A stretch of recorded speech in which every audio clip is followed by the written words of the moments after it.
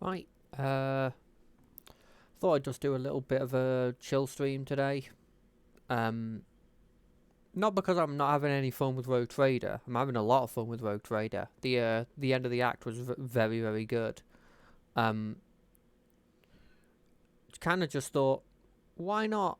I'm thinking at the end of the new year to sort of up my amount I'm streaming by an extra stream a week, and so I was like, I don't know if I want to have it be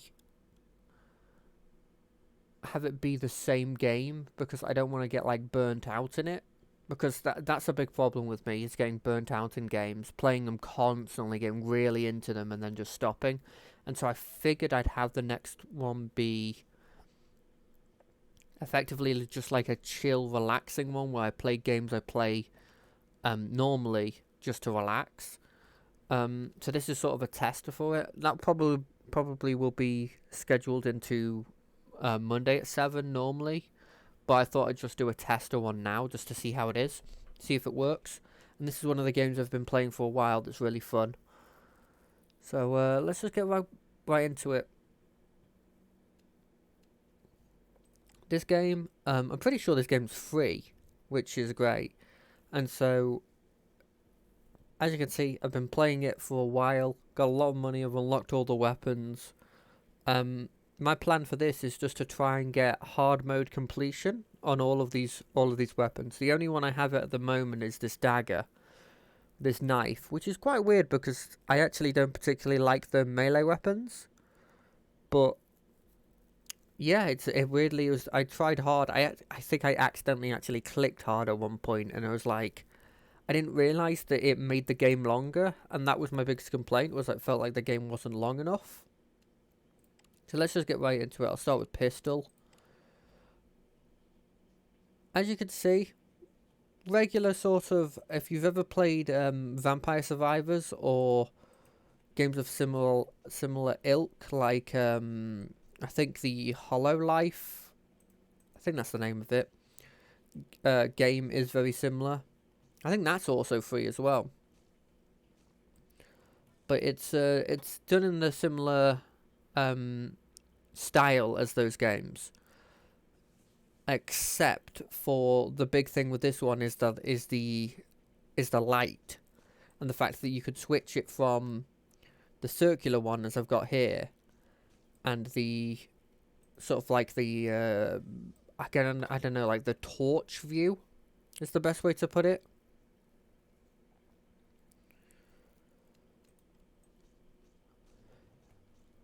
So yeah, this game, like that's the big thing with it. Also the fact that like the enemies are sort of like these amorphous shadows, which I quite like the aesthetic of, because it means that you sort of can fill in what you think the enemies are to a certain extent.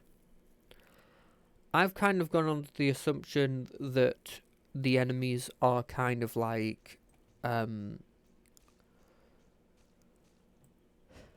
viruses and stuff. You know, like kind of like microbe things, or like very very very tiny like insects of some variety, because it works with the fact that that thing obviously, the thing that was shooting at us obviously looks like a scorpion of some variety. Just let me just increase my I always like taking the increase the circle, because just being able to see things coming means that you can sort of predict, like, okay, which area has got the most stuff coming, which area has the least stuff coming from, and is that the area that I can then focus. But yeah, as I was saying, I always think of these things as insects, mainly just because of the main enemies. They're like, it's a bit iffy what they actually are, but the first, like, you look at this thing, that looks obviously like a cockroach, right? And you look at the things that were shooting at me, and you look at that, and that's obviously like a scorpion. And so that kind of, in my head, sort of made the connection of them being insectoids of some kind, and this just being these basic units just being something like so small that I just haven't seen it before, or maybe it's from a different country that just I'm not potentially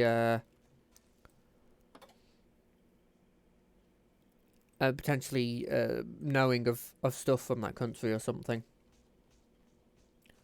But yeah, I think the reason why I play this is, honestly, I've played a couple of Vampire Survivor style games before, and the difference between them and this one is that this one, for one, incredible quality for being free.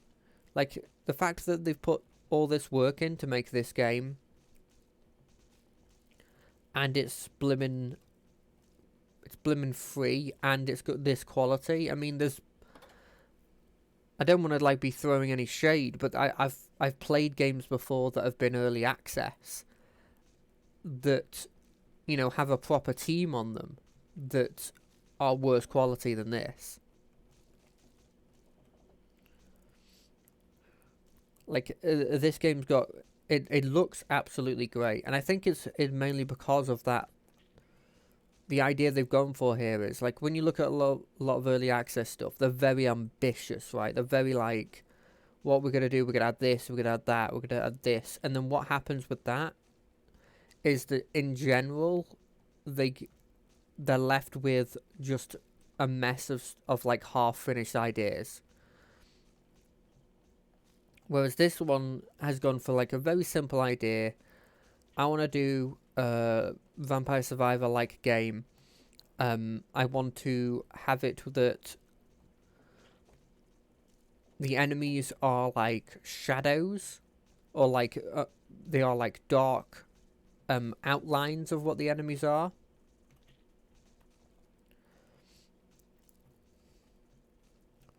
And I want it to have the main mechanic be that there is like a light that you could switch between, like you're in like you're kind of in like a horror movie or something, right?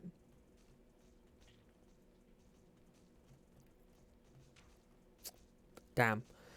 I think I think I've already made a mistake of having a lack of AoE. I think that's my big thing with this. Maybe this will help to a certain extent.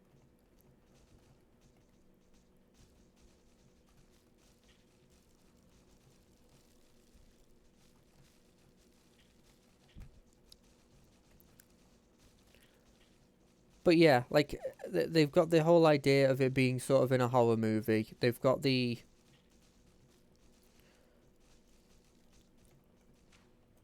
Damn. Well, I never expected to do this in the first try. We're just going to keep going at it. I mean, that's the whole point of it being real chill, is that, like, I can play this quite easily while just randomly talking, right?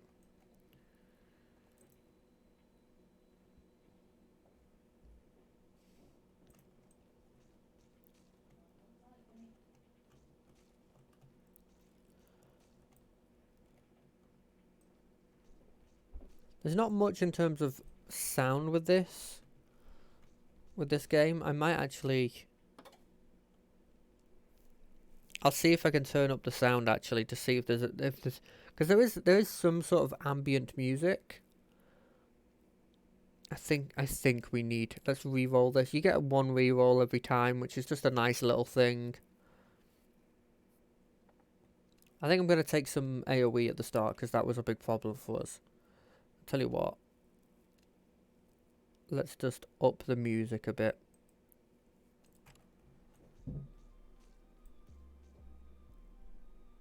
Tell you what, let's up that even more.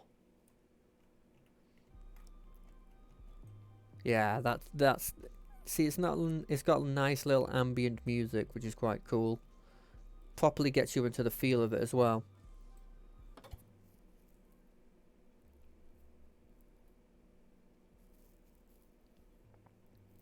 Now, I liked Burn, but I think these ones were a bit too slow. I think I just want to max out AoE. It's just increasing the shrapnel damage is pretty decent.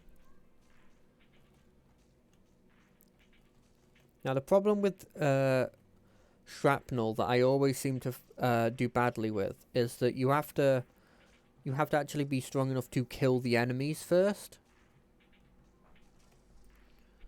to get the shrapnel going, and I think that's one of the problems I've had before. I think I'm just going to go with the plasma charge. No, it requires kills, and I feel like maybe kills is a bit of a problem for me already. 6th shot, do damage all around me. I do fire quite quickly. I think I'm going to take this radiation. Every 6th shot, all things in vision take 50% of my bullets damage.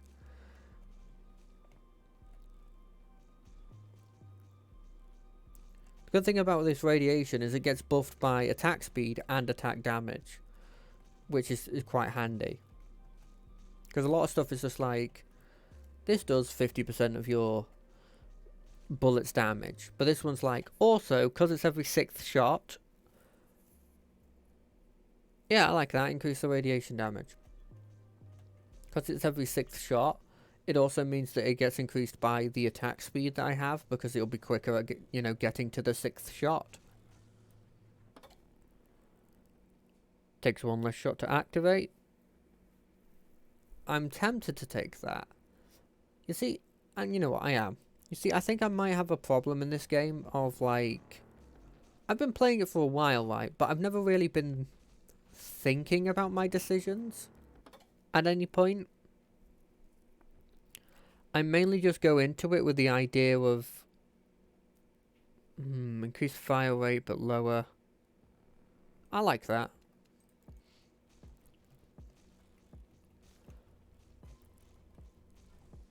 I've kind of just gone into it with the whole idea of spawn vision circles. No, I don't want to lose my radiation damage for that. But I'll take this flashbang. I kind of went into it with the idea of, like, I'm just playing this and choosing what I think is cool, right? I'm sure there is a decent amount of strategy to it that I'm sort of completely ignoring at the moment. I like having my flashbangs do more than just what they normally do.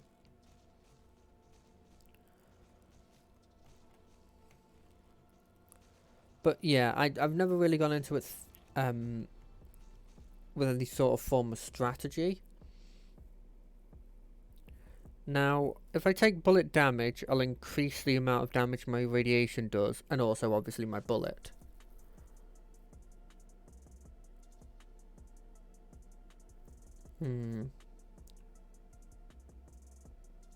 But this one increases my fire rate. Actually, I've just realised that this music might not be possible to use because it might be copyrightable. So let's see if I can get some better music.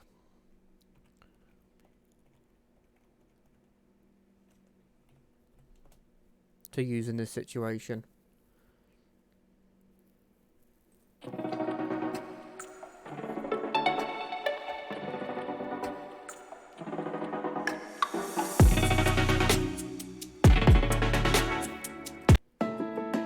These things are a bit loud.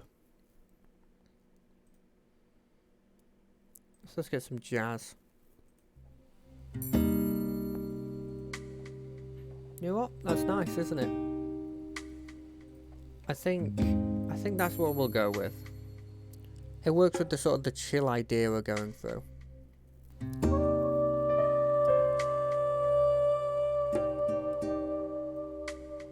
I like that.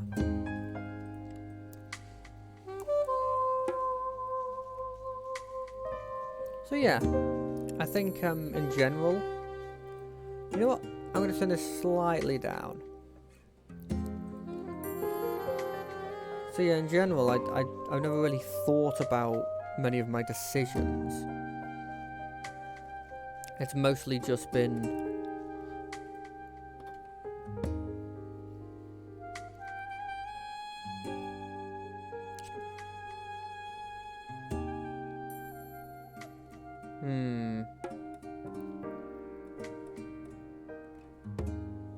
See, this one I never take because being outside of my vision is... I don't want things to be outside of my vision at any point. so I never really take those ones.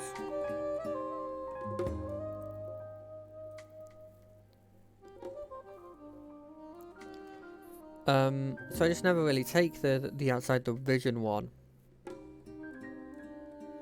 After being revealed in your vision. That's not that bad. I think I need damage, so I'm just going to start taking some bleed. Because there are some stronger enemies later on.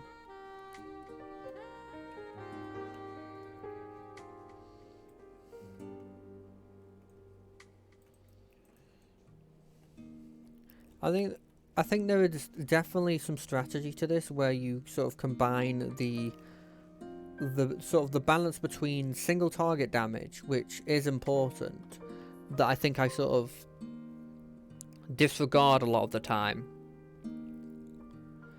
And oh, I want more fire rate.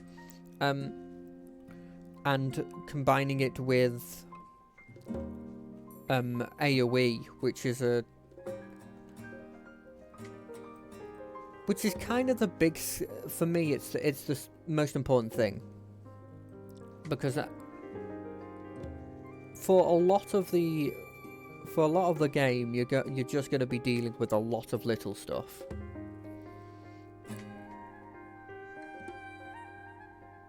Lower my fire rate. I don't really like lowering my fire rate.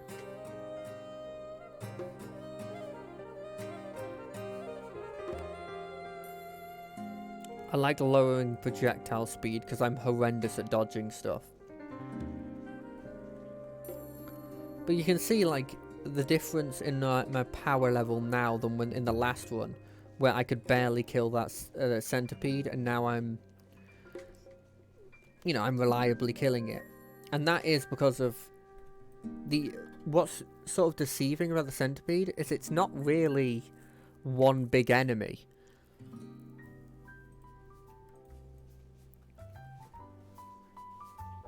Nice. Instead, what it is loads of small enemies put together, because each segment takes individual damage and individual health. Now, I don't think this, if you shoot 2 shots, I don't think it counts as, you're shooting 2 shots via a bullet, but I don't think they count.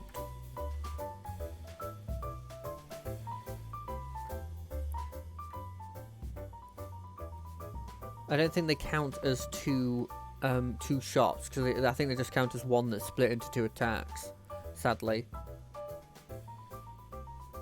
You know, why not? I'll take Vision Delay. I never do. And it probably doesn't work with the idea that I freeze them as well when they come into my light.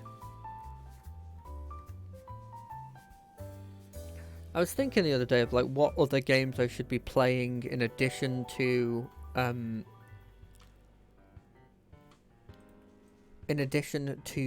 Rogue Trader, because I don't want it to be too boring where I'm just always playing the same game over and over, because that game's probably going to take me, especially when I'm doing the weekly, as I'm planning on doing, it's going to be taking me a while, right?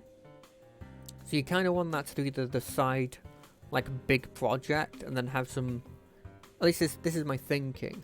I'll have the big project that I'm sort of always going on in the background.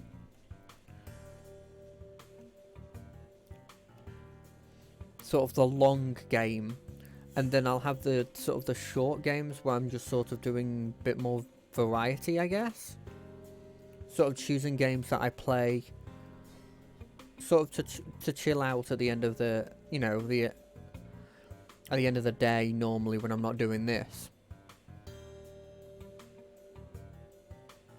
I think it's a cool idea. And explode, it takes, yeah, I'm fine with that.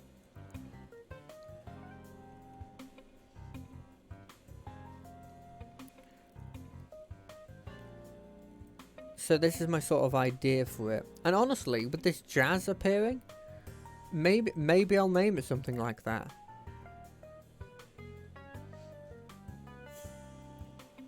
Like maybe I'll call it like the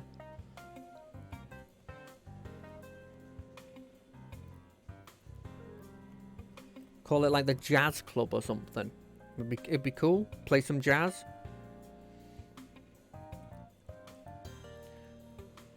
While we play some chill games.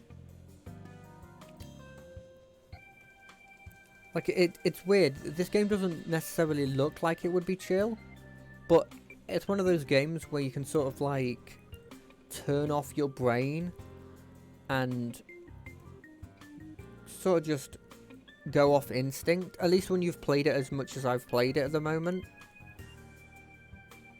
Let's see. Enemies are hit or permanently illuminated. No. Every third shot having increased speed and damage. It's not bad. I do have a pretty high fire rate. I'm going to go with that. I'll be honest, when it comes to the second tiers of abilities, I'm a bit confused a lot of the time with them.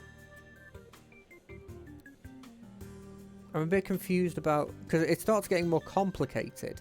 And the complicated abilities sort of go over my head. That's literally how... I mean, I've never been particularly good at figuring out complex abilities. You should probably guess from the Rogue Trader thing.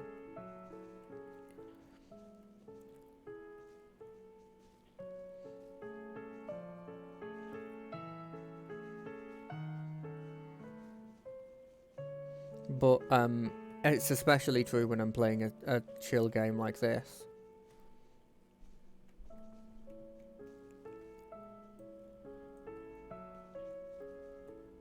I mean, we can probably use this stream as well to be like kind of the wrap up of this year of stuff, honestly, because I don't think there'll be another stream this year. There's a possibility, but I think it's unlikely. So yeah, I mean, this year, obviously I started this whole journey. I think it was around... I think it might have been maybe October, November sort of time. And I think I've been happy with the progress I'm making, especially as doing this as a kind of a hobby. I'm getting occasional people come in. I mean, mostly, if I'm being completely honest, it's been people trying to sell overlays and stuff. And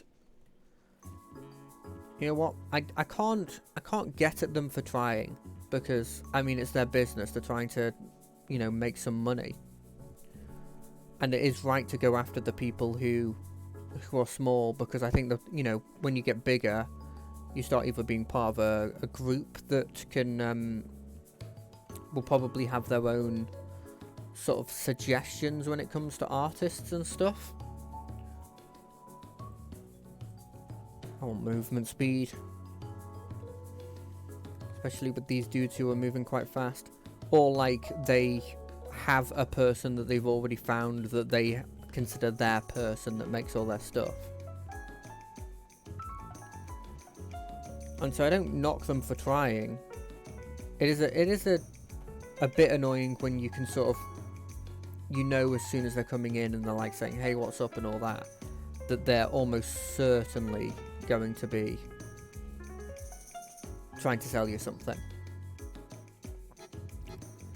But yeah, so I started that. The progress has been honestly pretty good for me. I mean, there's always a part of you that's going to compare yourself to other people that start at a similar time, and I've got a couple friends who started at a similar time, and they're doing good. Like,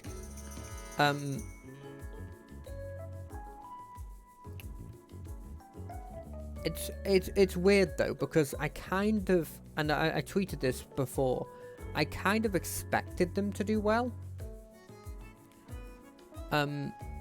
Because I've always considered them to both be like quite hard working. Like, both of them are very, very hard working, and I've always found them quite funny in their own sort of special way. Killing an enemy will to destroy all projectiles fired by it. I don't really care for that. Like, in special way kind of sounds like a bit condescending. What I mean is just that they have their unique comedy for each of them. And so I kind of expected them to start growing a group. And the way they're going about it is just, I sort of like have this weird. I feel a lot I feel very happy for what they're going through, and it's obvious that for one of them, they're putting in a lot of work and they're getting results, and I mean, honestly, seeing that sort of journey has been really. It's been fun to watch, and so what I'm sort of trying to get at with the whole thing is like, yes, obviously I'm always going to be comparing myself to people who've had like this similar time on here as me, but I know for a fact that they're both, obviously I feel like naturally more talented at this than me.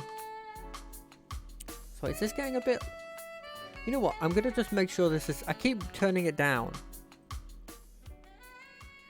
but it feels like it's just so much louder than me, so that's why I'm doing this. But yeah, so as I was saying, I feel like they were a lot more talented than me. And that's not, don't get me wrong, because I know that there's people who use that as an excuse. I know it's not an excuse, because I also believe that they put in a lot more work than me. Like, if you look at their streams and stuff, they had overlays since the start, and like one of them has custom overlays, one of them had overlays much before me. I mean, for bloody hell, when I started this, when I wanted to leave for a couple seconds, I had to go BRB. I would literally just get Paint up and type the word BRB. Like, using like a... No, I would write it using like Paint or something, right? And there was no reason to do this, because the overlays I have now, or the like the starting screens and stuff, that stuff was free. Like, it was just easily something I could easily get if I had looked around for like a second. But yeah, and then like the other one's got like a proper VTubering character and everything, and he's always been naturally quite sociable and stuff, so I'm quite happy he's doing well. I knew he would. I knew both of them were going to do well. Ooh, I'm taking a bit of damage here. That's fine. I'm not planning on taking like taking this incredibly seriously. Right, that's the whole point of it being chill. But like, let's go back. Shouldn't be constantly talking about other people. Let's go back to me. So we started off in... Fuck, I died. We started off in November time, maybe early October time. Sorry, late October time, with just doing some D&D stuff. Because, you know, it's like, when you're starting off, you got to just start off with what you're passionate about, right? And I was, I'm a big fan of D&D. I've been playing it for about, I don't know, maybe 5 years now. I got into it in the scheme of things a bit late, but you know, with the increase of like Critical Role and stuff like that, and it appearing on YouTube, it made it a lot more like socially acceptable. It's also one of those things where I'm not saying I didn't have friends before I sort of went into college, but it was kind of the friends where it's like you talk in school and stuff, but then as soon as like the school's ended, you just sort of never really talk to them again. And so I didn't really have the people to play that, even if I wanted to play it, right? So we started off with that. We started just going through my personal opinions of some of the, the classes just in general, and then that went on quite obviously to quite obviously to reviewing the subclasses. I had a lot of fun reviewing subclasses.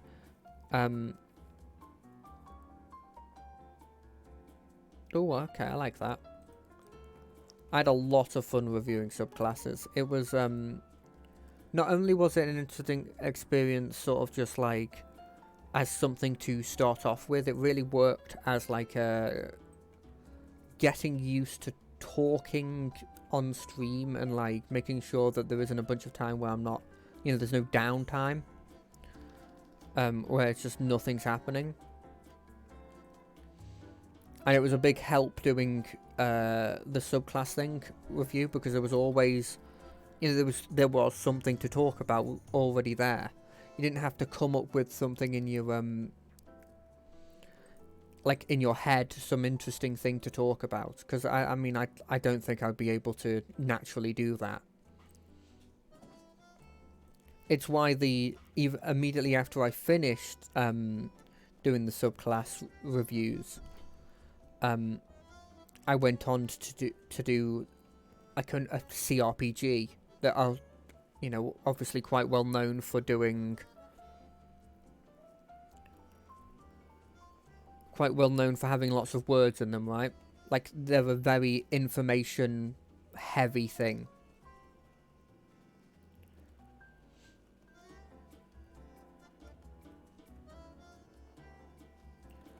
So yeah, going back to the subclass review thing, as I was saying before, it was really helpful, not just because of the fact that obviously it was something I was passionate about. It was also the fact that I just like the straight damage. Is also the fact that it was, as I said before, you had a lot of information you could actually talk about, but also what is quite notable about it was that it just helped me sort of get even more hyped about D&D. When I had started that, we were still, I think we were still doing our campaign, but sadly our campaign ended. I think probably about halfway through the reviewing of the subclasses. I mean, it wasn't anything bad that happened. It was a party wipe. One of those ones where I think everybody in the group sort of realised that, like, this feels like the natural end, right? If you have a couple people that are alive, to a certain extent you're like, okay, we can continue the story. But how do you sort of continue the story when... I like that. Every one of the characters is dead. Like, all the storylines are sort of kaput. And I don't even think it was like... It wasn't as if the fight was, I think, too hard. We did get a lot of instances of just bad rolls, and that happens, right? Sure, I'll take plasma coil.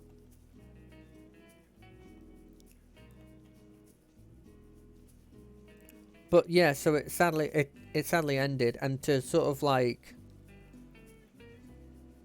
It sort of ended it was bittersweet, right? Because I loved my character that I was playing. I wasn't a big fan of the subclass. We were playing Grim Hollow. And, well, we weren't playing Grim Hollow, but we were using the Grim Hollow subclasses. And I was playing the rogue... I'm forgetting its name, but it's like the one that's all about like luck and putting like... evil eyes on people. And the abilities were cool, and I had these really cool ideas for them, like, because one of them was you just trip over, right? Like, you have an evil eye on them, and then you give them like a curse of bad luck, and they just trip over, fall on the ground, and they can't move. Like, that's their movement.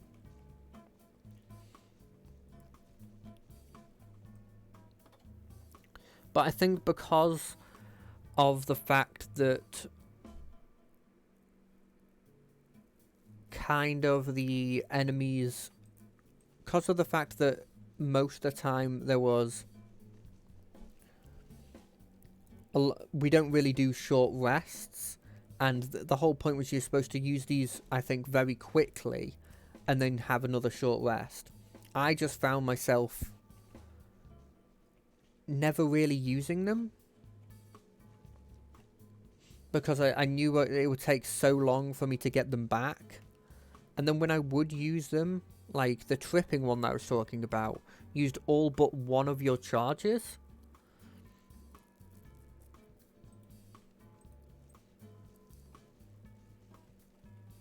And like the idea that like you've got this special thing, you do this, you know, you've got these special like abilities you can do, but like you do one of them and that's it. It didn't to me feel fun in general.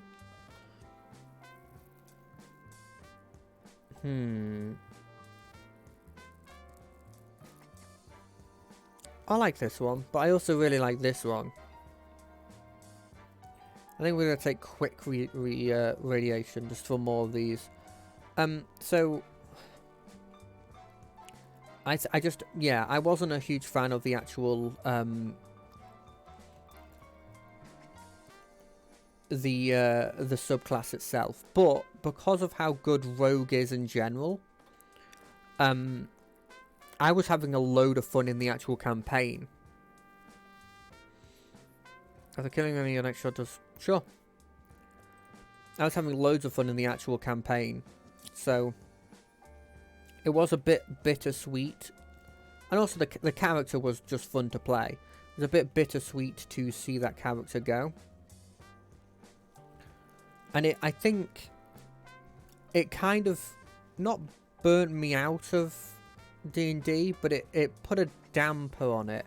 Not because like I had any bad experiences, but because like it's like this whole story that I'd spent, you know, months on had finally ended.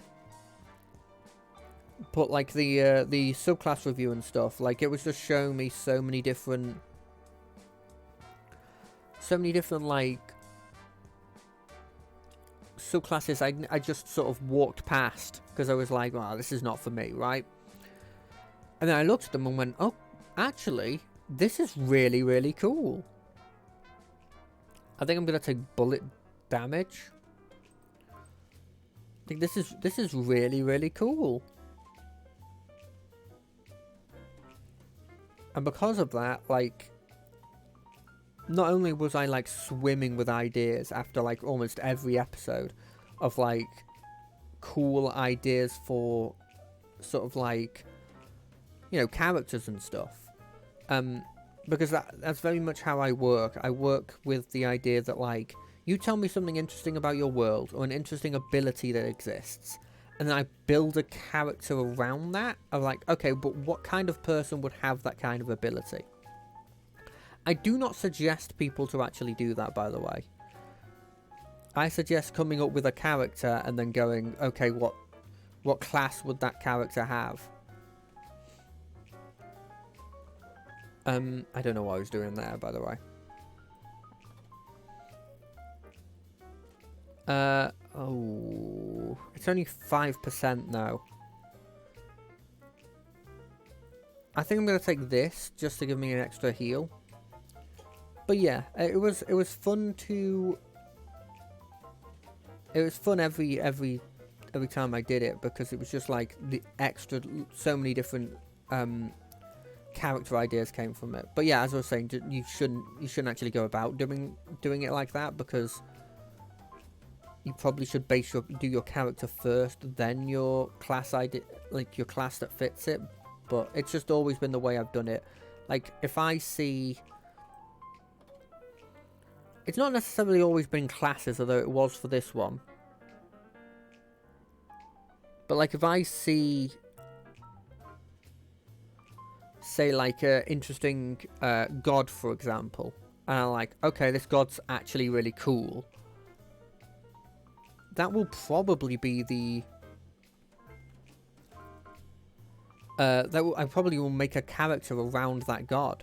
In fact, for a previous campaign, that's exactly what I did. There was a character that, like, there was a god that he'd made for the world that he had made called Seer. And I looked at that and went, cool, I love sun gods. I love the aesthetic that he brings. I kind of like the idea, you know, then my brain started swimming, okay, what kind of character would worship the sun? And I was like, okay, I could see like a farmer worshipping the sun. Because the, you know, the sun, like, you know, makes your plants grow. And I'm sure to a certain extent, even in a medieval society, like, they probably knew that you needed the sun to grow, because when the sun was less out in the winter months, they were probably like, okay, well then, we're not growing stuff here, like, as well as we were before. Damn. So I was like, I had the whole idea of a farmer, and there was like, okay, from a farmer, like, okay, how does the farmer become a cleric though? And so it's like, I had this whole idea of like him having this experience where he's sort of like, a lot of bad stuff happens in his life, and then he's on his last legs, and then he finally decides to he sort of gave up to a certain extent, and when that did happen, he saw like a vision. And I very much liked the idea of like, that couldn't have, that could have been the god, or that could have just been him having heat stroke and seeing illusions, you know, like that kind of stuff. It being a hot day, him like not having, sort of like been aimlessly walking for a while now, and like with no liquids, so it could easily have just been, no dude, you just had an illusion because you were, you know, you were under a lot of stress, and you were also like, there was a lot of heat. So I quite liked, like, as you can see, I sort of started with the god, like the thing I was interested in, and then I built everything on it. And that was kind of like building it on a subclass, because with that god there was obviously a list of subclasses that are associate, you know, like dominions that he's normally known for being in control over.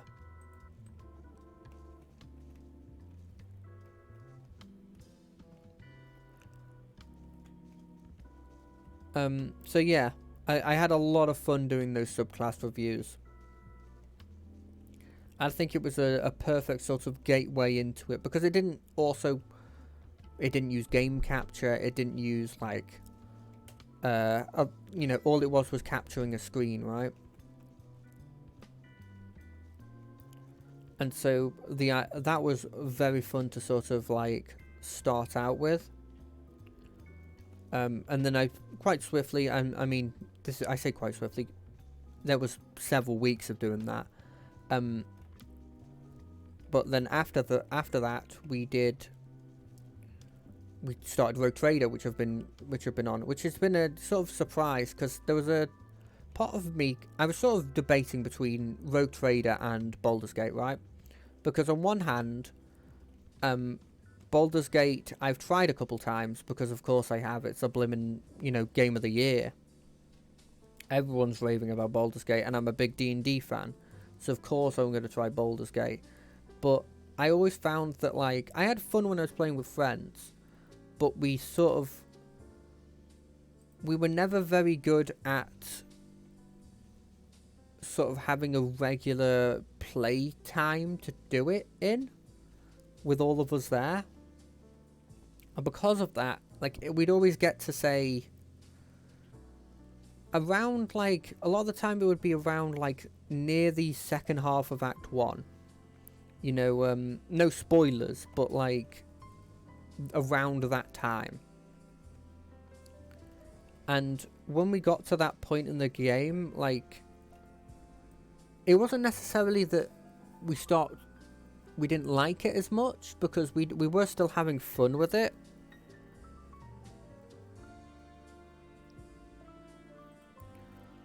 Like, the game was still very fun, but like, we just decided, okay, we're gonna take like a couple day break. But then when we take a couple day break becomes, you know, a week and then a month, and then we just don't play it again.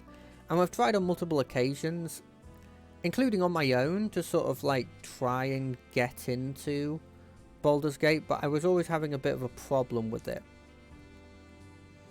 And so I considered, oh well, maybe I'd have the sort of motivation to continue playing it if I was playing it on stream, right? Because on stream, then there's a set schedule for it. It's not I have to, but I should play it every time this week, and then I can slowly go through it.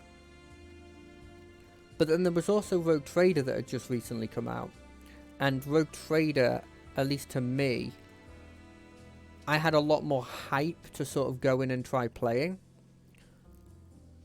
And I didn't have this sort of fatigue with it that I would have had, and I have had when I've tried to get into Baldur's Gate, the last couple of times. Because the fatigue I've had has been that first act now, which is a really good act. Specifically the first half of that first act, I've played so many times now that I know it, you know, I don't know all the stuff in it, but I know the main parts of it. Like, I've learned about lots of little things that are there that I don't know about, from, like, podcasts and stuff. But it's sort of getting to the point when it comes to that game where, like, I'm sort of not getting sick of it, but like, I know everything, so it's a bit boring. And a couple of my friends have suggested, say, like, going into it maybe as like trying out the Dark Urge, which I'd never done before. And to a certain extent, I can see the logic behind that. Like, you go into it, like, I've heard a lot of things about the Dark Urge being really interesting. And people who have played through the game before have gone into it with Dark Urge, and they've said, like, okay, actually this has made me play through the whole game with a sort of a different lens, and it's made it more interesting. Which is, it's pretty huge, because these are people I've seen before that have been, like, not anti, but they very rarely play games more than once. And so I might consider that. That might be, Baldur's Gate might be the long game that I play after Rogue Trader. It might be. But that's a while away, because obviously I've been getting through the game and I've gotten through Act 1 decently quickly these past couple weeks, but that's only because I've been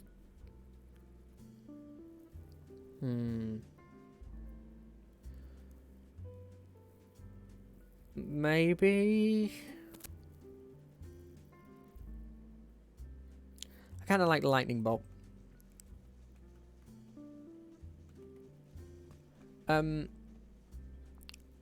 Obviously I've been getting through Rogue Trader decently quickly and already through Act 1, but that was because I've been doing a stream like almost every other day, right?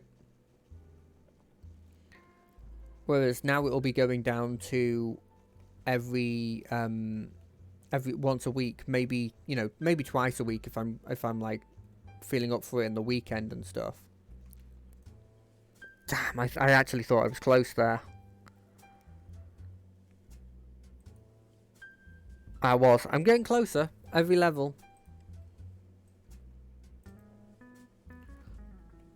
So it will slow down a lot. And that I think to a certain extent that's going to be for the betterment, because I actually thought that last stream when I was going for 5 hours, near the end of it, I was quite obviously flagging. I was quite obviously I really like radiation. Don't take that out of context.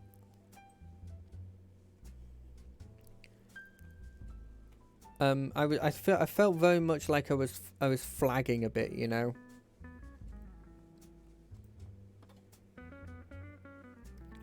Near the end, I sort of started rushing through what I'm really annoyed that I did, because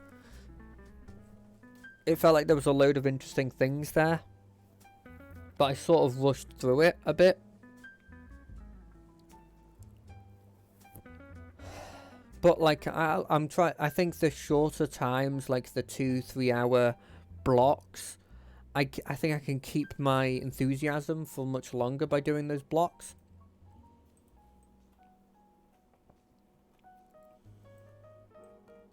At least I'm hoping I will.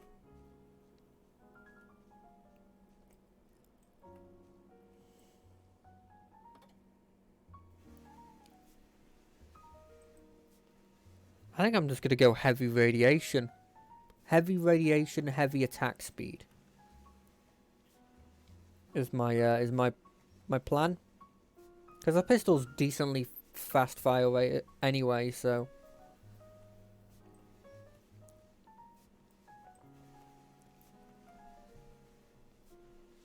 And then obviously I need to get my vision up.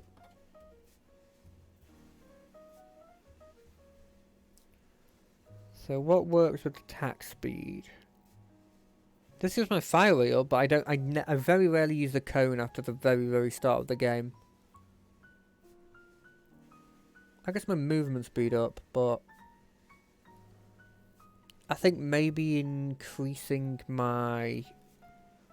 Let's go for singularity because we haven't chosen it before. I don't think there's anything there that specifically helped me. I'm not picking up cone just for the slight 5% fire rate increase. That's an added bonus. You're getting it for the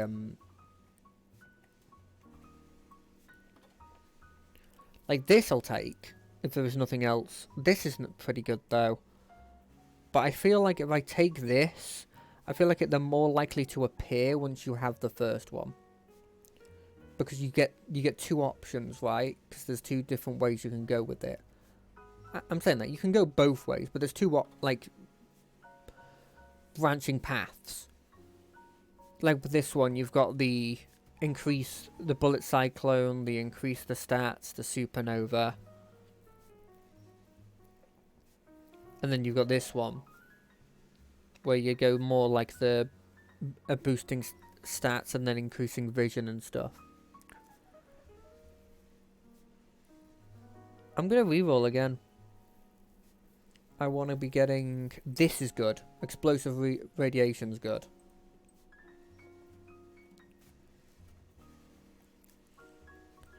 So yeah, like... I think, as I was saying before, I think the small stints will just make it so I'm a bit more... sort of like getting into the story and more enthusiastic about like certain parts.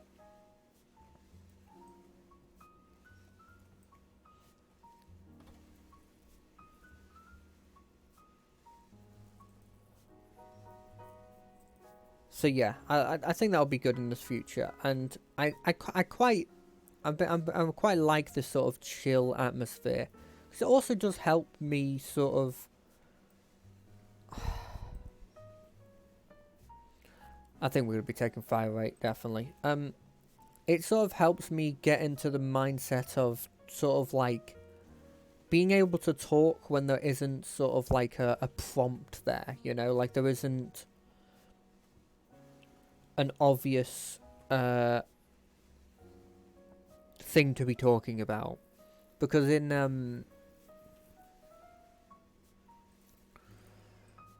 sorry, I was just thinking about what to take there. I took the flashbang because the flashbang increases my vision. That helps the radiation thing.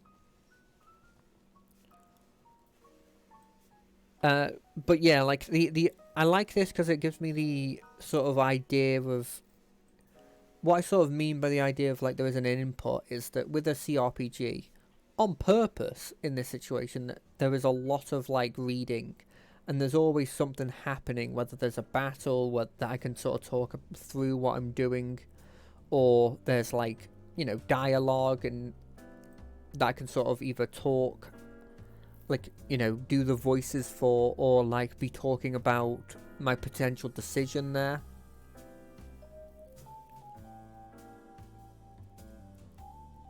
I like that because I do get done in by absorptions a lot with by bullets and stuff.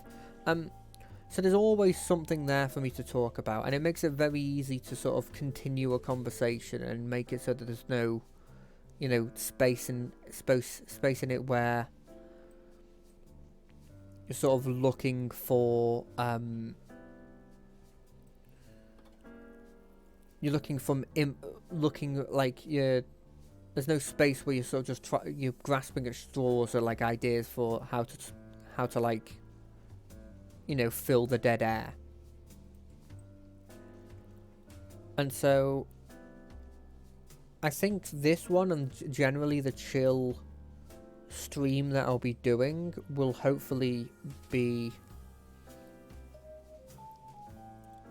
sort of better for that.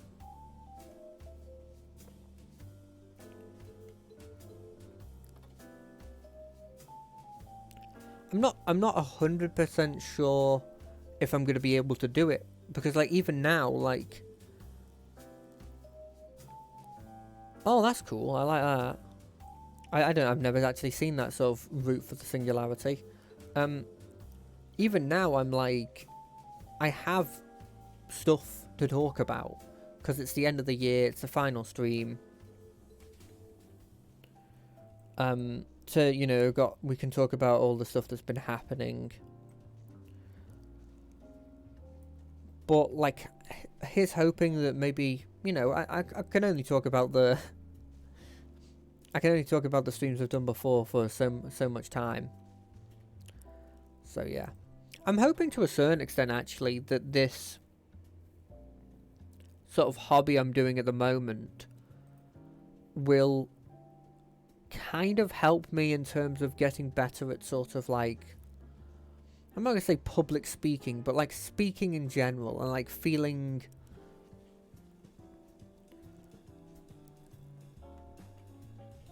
like confident at like being able to sort of talk in public places and stuff. Now admittedly this isn't a public place, but there are people that join that like I can talk to, right?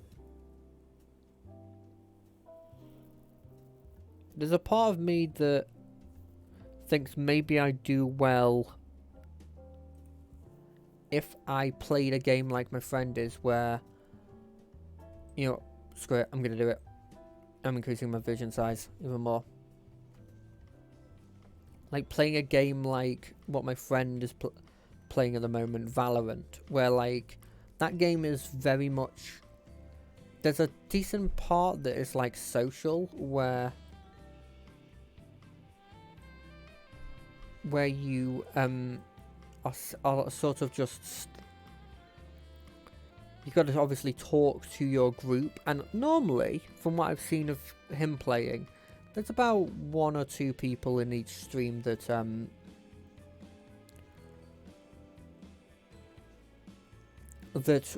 like 1 or 2 in each like group that you're in that game that are like talkative and some variety. And it may just have been him and his personality, but like a decent amount of people also want to group up after the fact. And so that might help me a bit more in terms of this sort of idea of helping with my sort of public speaking and not public speaking, but talking to new people really. I've always had a hard problem with that.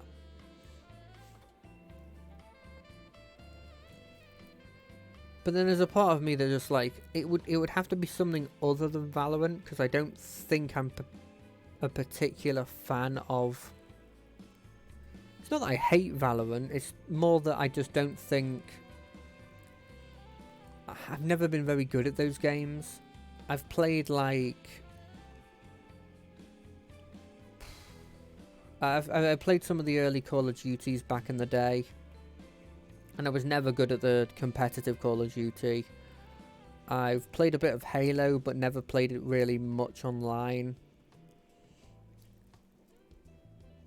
But I've never really had like the fast reflexes you need for that kind of stuff.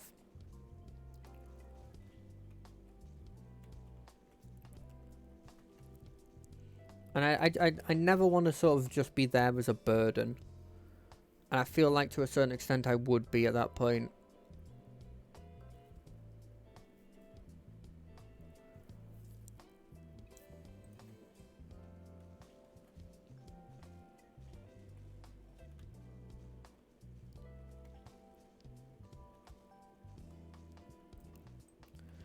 You know, that kind of feeling where you're in a group and you know that you're the weak link, and by like a notable margin, is like, it's that kind of feeling I just never really want to have. And I feel like to a certain extent I'd have that. And obviously there's also the whole point of like, I call it the League of Legends problem, but it's technically true in all of these kinds of games where you've got groups. But like the absorb any type of projectiles, that's cool. That's kind of what I assumed it did already. But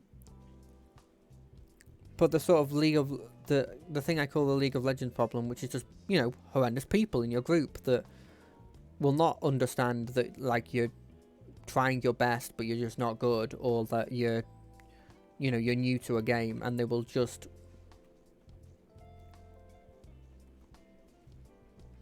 rage at you for like, you know, doing badly. And I don't know how I'd handle that on stream. Never mind I don't know how I'd handle it in general, if I'm being completely honest. I've never been particularly good at dealing with people who sort of are aggressive towards me, or dealing with people who are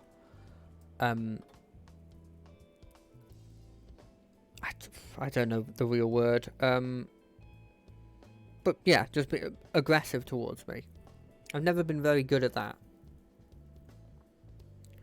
And so I feel like I do bad in those situations, and it wouldn't come across... like, it would very much sour the experience, right? But I'd want to be... and I know that they're a minority, obviously. But I don't know. A combination of me not really feeling like I'm particularly good at those games, and that sort of dread in my mind that, you know, this kind of stuff would happen, has very much put me off playing those games. I may play one of those for like a chill, one of the chill Mondays that I'm planning on doing, or the jazz club, as we'll call it. We might call it, because I quite like that idea. I can get myself a playlist of jazz music that lasts about maybe like 2 hours or something. Because I think this one only lasts like an hour and a half.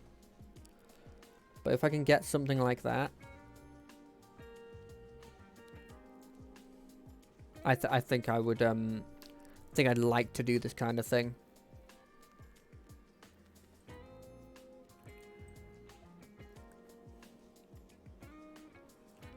I may play it, but I think realistically, if I'm going to be playing any of those kinds of games, I want there to be a friend of some kind there, somebody that to sort of like back me up, at least for the first one. Because I've never been particularly, as I said, I've never been particularly good at confrontation. But we'll see. We'll see when it comes to that. Anyway, I haven't really been talking about the actual game. I think this... I don't want to jinx it. I think this is going very well. I think the singularity as well has been quite fun. I sort of was avoiding it because it doesn't scale off like kills or attack speed, and so I thought it was just, yeah, I didn't rate it particularly highly.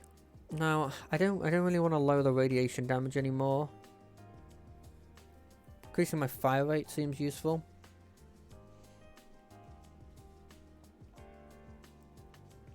But yeah, like, I may try that, because not only are you meeting new people, which to a certain extent is the kind of idea of doing this as a hobby, was sort of just to meet new people, and then like, my goal with this is to gain a community around me that I don't particularly care if I'm making any money out of this, right? I'm doing I've been pretty open with the fact that I'm doing this as a hobby.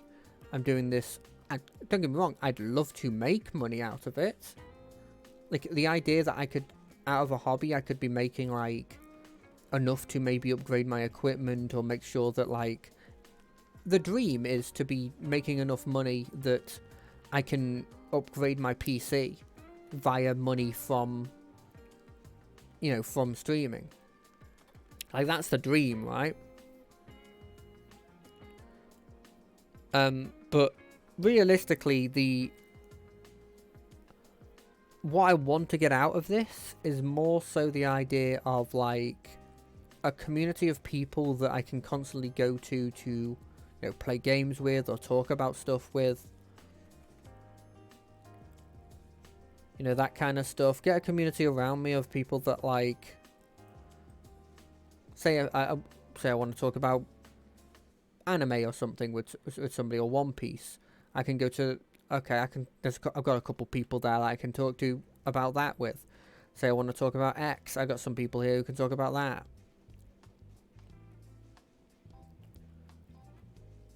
Like, if I could get to the point where when I'm going into games such as, like, say if I ever did want to try Valorant or anything, or like Overwatch, those kinds of games that need teams, if I can go into it always with reliably like 2 to 3 people, then I kind of feel like every 5 kills, the next shot that deals 15 damage every second to nearby enemies revealed in light. I don't rate that too highly. I'll take shrapnel. If I can get to the point, where I have a reliable team whenever I go in there, that's huge. Like, that changes everything. Reliable team of people that I know I like, that are part of a community, is great. And that's sort of what I'm, what I want from it. Like, how they always talk about, like, you're technically in like a parasocial relationship when it comes to streaming, because you're making money from the people that are in your chat and stuff. So you have an incentive to be friendly with them, right?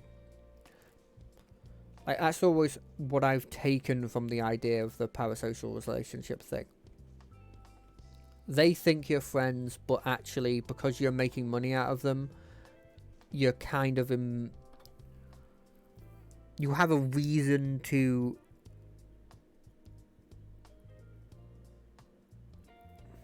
I'm gonna take this. You have a reason to, like, stay friends with them that is beyond them being nice people, right? I kind of want to have this, at least early goals, is it not to be, not really for it to be that kind of thing. I want it to be that I am just a friend to these people, like a group, a community of like people that can get together.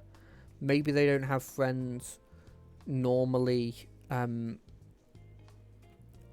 like just close to them, that are like I feel like there's a lot of people have friends, right? But there's levels of friends. Like, I feel like I had a level of friend before that is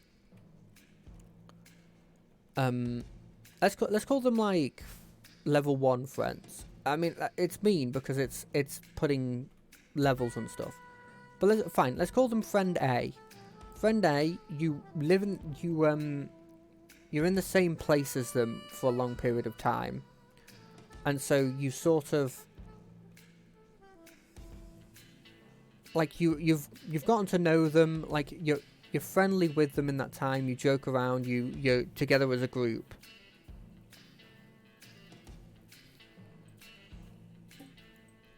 But like when you leave that place, you also leave like you sort of like put the friendship on hold kind of thing. And those kinds of friends, I had a lot of those friends, right? Like they were the sort of the only friends I had at through primary school, through to high school, through the first half of my college as well. And with those kinds of friends, then like they're good, they're nice. Like you should have loads of those friends when you're young and just even when you're old as well. I think those kinds of friends become once you get into the workspace, they become work friends. You know, they're the friends that you talk with, you have jokes with at work. You know, maybe you have your lunch at the same time, and so you chat about like generic things like, oh god, this work is horrendous. Oh god, like frick. I keep getting stopped by the centipede. But yeah, they're the kind of friends that you talk about general work stuff with, but you never associate with them outside of work. But I never really had those friends until the second half of college, where it's like you actually, you do stuff outside of it. You play games together and stuff outside of work. And if I can get to a situation with this sort of community that I want to foster, that you can have a situation where there's a lot of people that can have those kinds of friends here that they can play games with, they can interact with, talk about things that aren't related to your school or your work, like actual proper things that you like hobbies and stuff. Then I feel like I've got what I want out of it, right?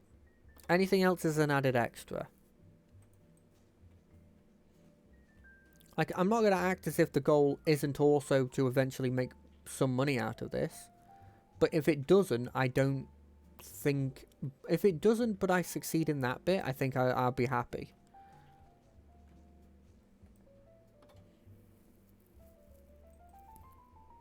So yeah, I'm sort of... If I'm talking about like goals for next year, I think generally the goals, at least in terms of streaming, is to add more streams to the general schedule, which I'm planning at least starting either next Monday or potentially the Monday after, adding sort of the chill Monday stream. Name pending, probably going to be calling it the Jazz Room at this point. To the list of regular streams, and maybe increasing that general goal. Maybe increasing that to even more streams later on. Like, I don't want it to be a... I don't think I want it to be a daily thing. I want it to be that I have some time where I can relax and, you know, like have a day where I get back from work and I'm just like, okay, now I just sit here, you know, turn my brain off, watch some videos, right?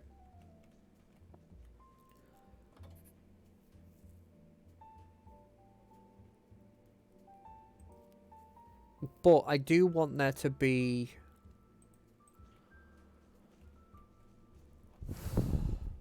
I do want to do it more regularly, right? So that's the first goal, probably, of like hobby-wise for next year. I think the second goal is obviously to increase the amount of people here, because I mean, according to Streamlabs, I've been talking to myself this whole time, which I kind of expected. It was not my regular time to do streams, and also I'm playing a game that I don't think many people know of at the moment. I think I'm going to go damage this time around. I'm probably going to be picking up both of them though. So I didn't necessarily expect myself to be getting many reviewers at this point, but obviously increase the goal, and to doing that, I think probably to make it so that the people can put like a face to the name. I'm debating. On one hand, I'm like, do I just get... Both of them involve me getting a camera of some kind, right? A webcam. But on one hand, I'm like, do I get a webcam and just show my face? I don't think I want to do that. So I think what I probably will do is maybe get myself like... Probably like some form of chibi model, right? But something that is mine that I can use. And I will have that as being my sort of avatar, is my thinking. Because although I don't want to necessarily... I know that having a face to the person speaking is just a general good idea. So I feel like this is a decent compromise, is to just have some form of chibi model. So that's probably another like potential thing for next year that I'm going to put on the list of stuff. I think also one of the big things is probably increasing the variety. Like to a certain extent, what this will become when it's in its regular Monday slot. God damn it. Probably will be like contributing to the variety. Because I feel like if people are... people that are coming into this and it's a really long form RPG and that's all there is, I feel like if you're coming into this and you're like, I'm already in like Act 2, or even like, even now when I'm in Act 1, like, you don't have any idea what's going on, right? In like the long form RPG. And so I feel like there has to be an alternative there for the newer person. And the idea that obviously they can go watch the VODs on either the VODs on Twitch or when they actually get up on YouTube. But I feel like there also should just be an option for people who don't want to go out of their way to watch several hours. You know, at this point we're just on Act 1 in Rogue Trader, and we've already... I kind of want to try out Plasma Charge. We've already got like 10 plus hours, right? I love going through those kinds of long form like let's play kind of style things like that, but obviously not everybody is into that stuff. And so the idea that I have something like this that's a bit more chill, that the game, you can come in and you can watch me play this, and you aren't necessarily going to need to know the lore of whatever I'm playing, because it's not really made to have like a distinctive lore or anything, right? It's just a chill game. It's just a chill Vampire Survivor like game. I I kind of feel mean actually always calling it that. I don't know what the necessary... I don't know what the specific name for this genre is. Is it like bullet hell? It doesn't feel like a bullet hell, because they're not sending a lot of projectiles my way. So I'm not sure if it's considered a bullet hell. Maybe like is it bullet heaven? I've heard it called bullet heaven before. But anyway, like having like a calm game like this that I can sort of like, you can sort of just every 5 seconds one does it. Okay. You can sort of just get to know the person that you know you're watching. You're like it's not. You don't need to have. There's no like upkeep or like, you know, initial thing that you need to know to come into this. It's like the difference between watching a movie that's like a standalone movie with a dude in it, and then watching a movie that's like part of a huge blimmin' multi-universe thing that you have to go watch all of that stuff. I think that'll probably be useful to have. I know I keep taking it, but I think just fire rates are so useful. And I'll be honest, the second tier abilities are just too complicated for me to know if they're any good. But that's just me, by the way. It's not a like criticism of the actual game. But yeah, like I think that would just be good to have generally here. And like it even gives me time to sort of maybe talk about some of my other like hobbies, whether it's, you know, talking about some D&D because I'm a big fan of D&D, or like maybe some other TTRPGs. Like I've played a lot of Dark Heresy, and Dark Heresy is really, really fun. It's a bit of an old TTRPG at this point. There is a sort of equivalent that's come out called Wrath and Glory that's quite interesting that I'm going to give a look at. But like, maybe that'll be what I do one of the chill Mondays, where it's just like, what am I feeling like doing? I feel like having a look through killing enemies. Okay. I feel like having a look through a TTRPG book and sort of talking through my general opinions of like, not just like if the mechanics are good, because I'm not going to know if the mechanics are good if I'm being completely honest, but maybe like, does the book feel like it's made in a way... Damn. I was doing well there. I think I need to get that shield earlier on, just to give me some more time to make mistakes. But like, even if it's just like structured in a good way. Like, I love Dark Heresy. It is not structured in a good way.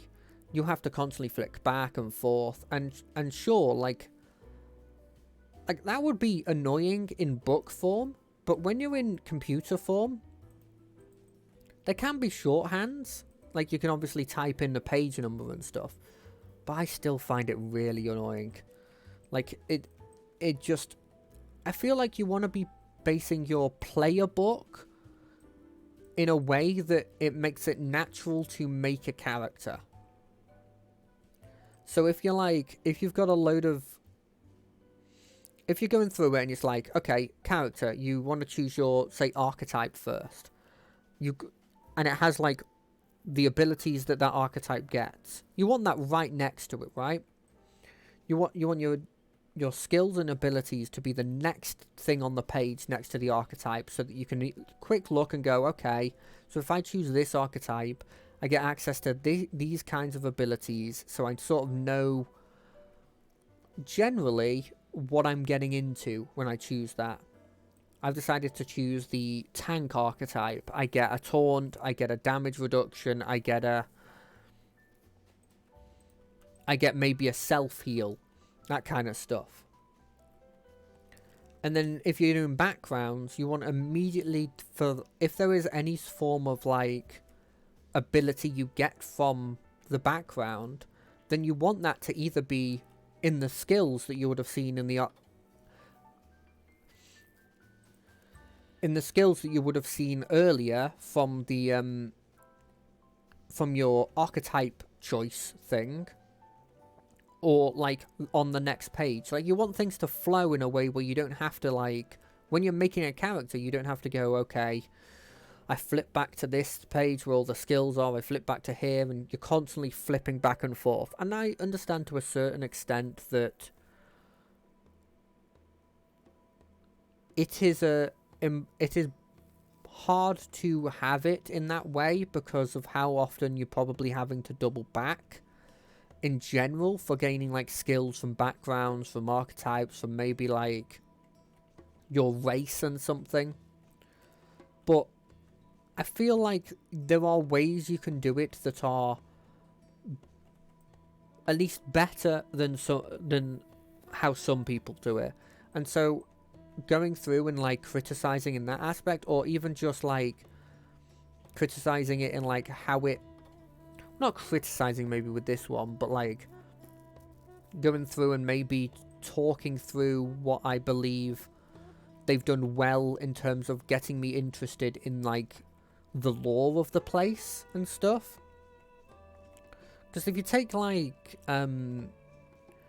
take D&D for example, because it's the one that I know the most about. It's a great system.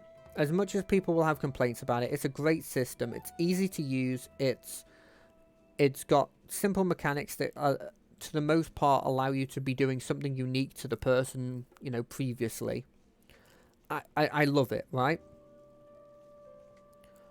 But in terms of like the base world, in the base book, they do a horrendous job at telling you, like getting you into the actual lore of the Forgotten Realms. Like, it's not a good lore book. It doesn't get you into the world. Now, it's quite useful that nowadays, I feel, it doesn't really matter that it doesn't get you into the world, because the world is the standard now for TTRPGs. The sort of fantastical world. And a lot of people that I know, they make their own world, right? They use the rules, but they make their own world.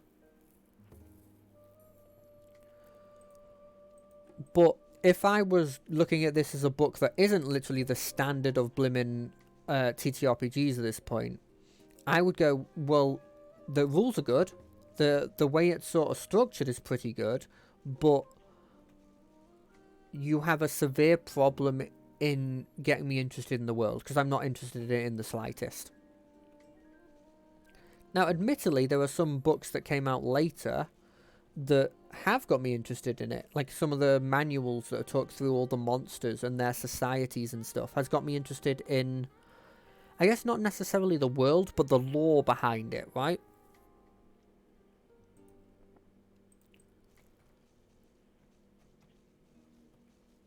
God, I'm doing a lot of damage right now.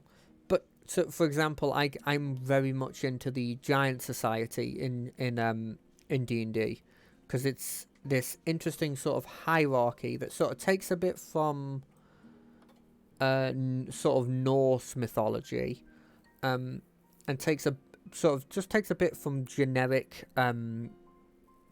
just mythologies in general, really. But it makes a really cool society that I'm quite interested in. I've been a big fan of like interesting societies, and they make a decent one with the giants, and like how all of them were sort of, there was a strict hierarchy, but all of them had a job to do that was like equally important, except seemingly the hill giants, who I kind of feel sorry for the hill giants, honestly, with what they get in the books, because it seemingly they were just cannon fodder. They were the lowest of the low, and they were like, in terms of giant standards, not obviously including the the giant races that aren't considered giant but are part of the giant race. You know, like your Cyclopses, your Ettins, your kind of that, you know, those kinds of like giant creatures, but not. They're the giant race, but they're not part of the giant hierarchy. I guess they're above the hill giants are above them. Oh, that's funny. I've heard this jazz music before in other streams. That's funny.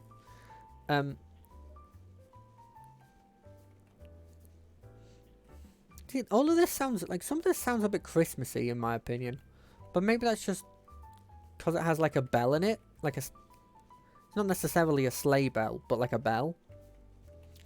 But yeah, so I was interested in. It got me interested in the sort of society of the giants, and I got quite interested in the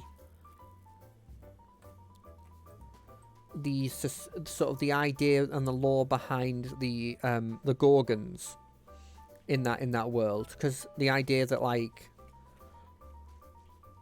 you're this sort of immortal, you're like these powerful people in like status or potentially just generic just power as well, that like either have asked a wizard or they are a powerful enough wizard to sort of make an immortality potion, and then they just get blimmin' cursed by the gods for even trying to become immortal. I thought it was a really cool idea. And I think that's the kind of stuff that I think would be a bit interesting to do maybe a review of. But like I think when I was talking about variety earlier, like that's the sort of thing I'm thinking about. It's like I'm thinking of having the second stream to just be, what am I feeling?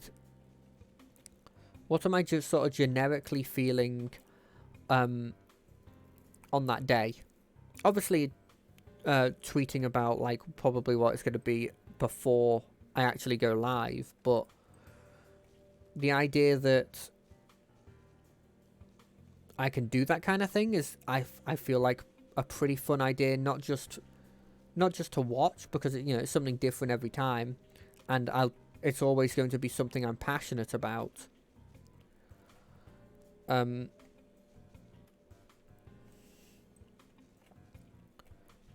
But also just for me, because it'd just be also just something fun for me to get into. One of the potentials, if I do decide to go down the idea of maybe looking through a TTRPG of some kind, would be like Vampire the Masquerade. I've seen a couple things about, I think it was called like Nexus or something. They were advertising quite heavily that they had a Vampire the Masquerade thing. And giving that like a look and seeing if I could sort of get into the lore and the idea behind that would be really cool.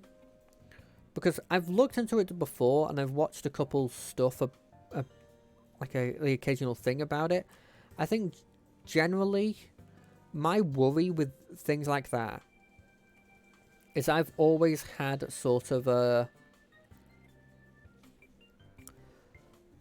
this sort of fallback whenever we've been doing some role playing and stuff, where I've like, okay, maybe I'm not feeling up for it today, and maybe I'm not really getting into the story at this point, but at least there's combat, right? I'm a big fan of the combat in almost every TTRPG I play. Dark Heresy, D&D, they're kind of the two main ones at this point. And because I'm so interested in the because I'm so into the combat, I've always been like, well, like it doesn't matter how bad not how bad, because that says it's the problem of the DM, which it normally isn't. It's just I'm not into it. It doesn't matter how I'm feeling either going into the role playing, because maybe I'm just not feeling like generically like too happy that day, or maybe it's just that I'm not getting really into the plot. maybe it's focusing too much on a single character, and I'm not particularly interested in the story, so I'm not particularly interested in the character's sort of like progression or something. Or maybe it's, you know, maybe it's just I'm not feeling it. Like occasionally you can just have story points that you're not really feeling, even if it's like your favorite thing to do.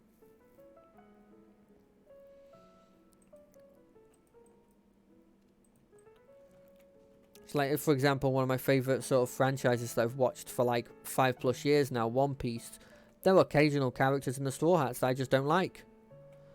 And a lot of the plot lines but around them I find not very interesting because they're a big part of it.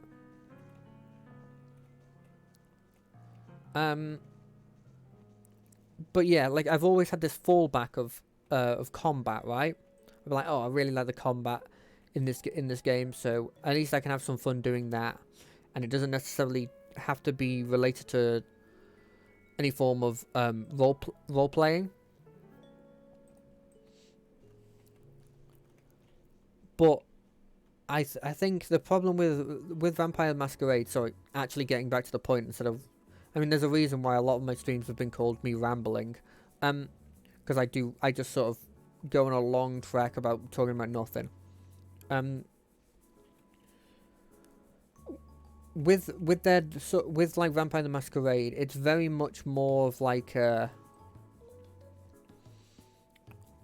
roleplay heavy one, where like obviously violence isn't always the answer, but in stuff like D&D and Dark Heresy, you know that probably maybe every couple sessions, maybe every session, depending on what kind of campaign you're in, combat's going to ensue, right?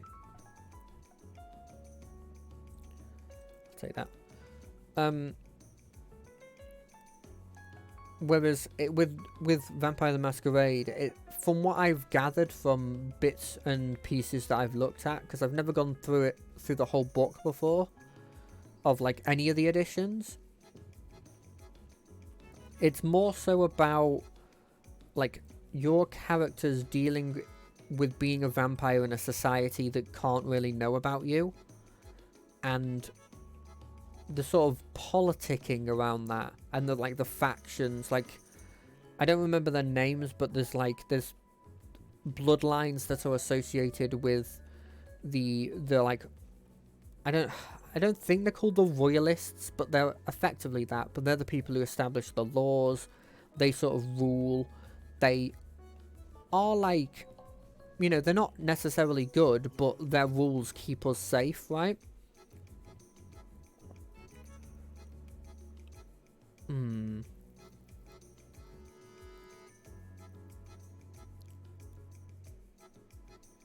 I think I'm gonna do this one.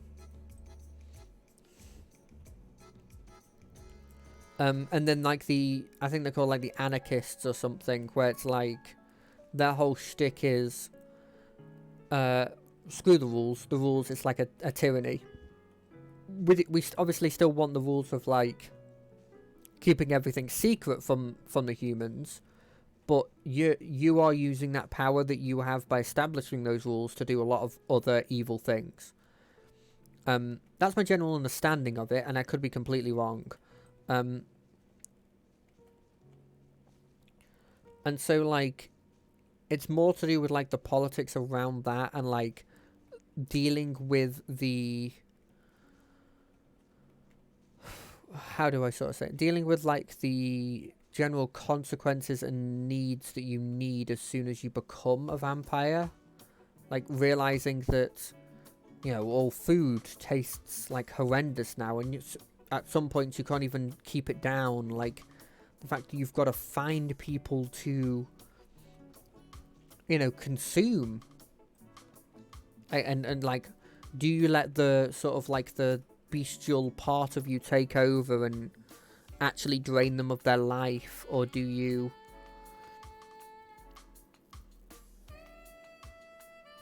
I'm going to say this plasma charge, or do you like look at that, that's the reason I'm losing. I can barely barely get away from those things. I need either a way of stunning them, or I need a way of outspeeding them.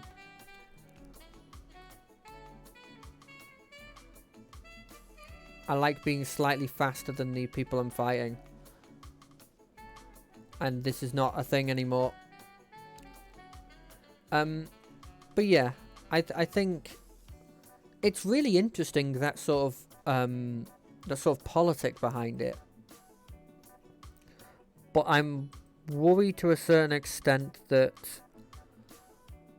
if I don't have that fallback,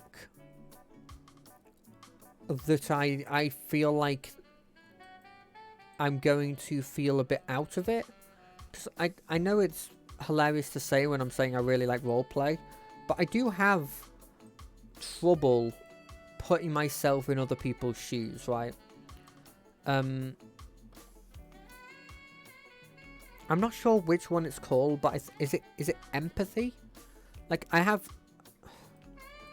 Whatever the thing is that where you can't really think about how somebody else is going through unless you've experienced it, right? And that's a big problem for me, right? And I feel like the whole point of, especially one like Vampire the Masquerade, which is based quite heavily in, you know, it's just Earth. Like, it's not a fantastical place. It very much goes into that sort of idea of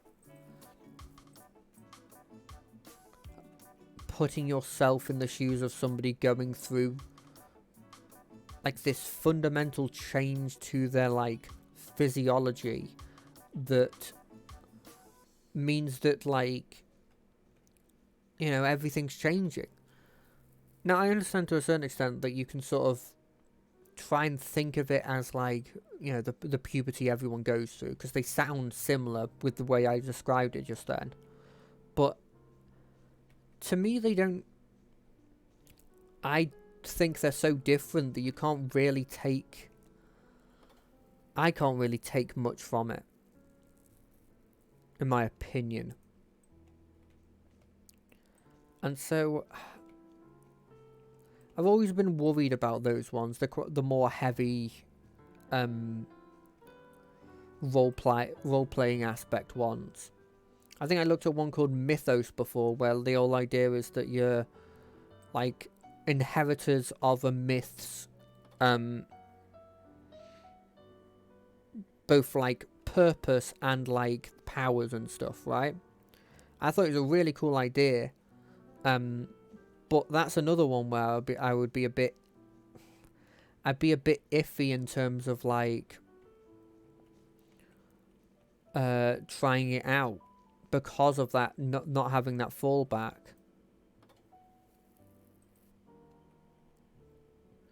I think I have to take fire away. I'm not killing stuff nearly as fast as I should.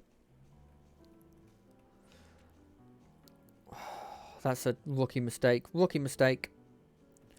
But yeah, like, I'd be interested to look through those books and see how they're written and see if I can get interested in the lore. Because I don't know how I got through that.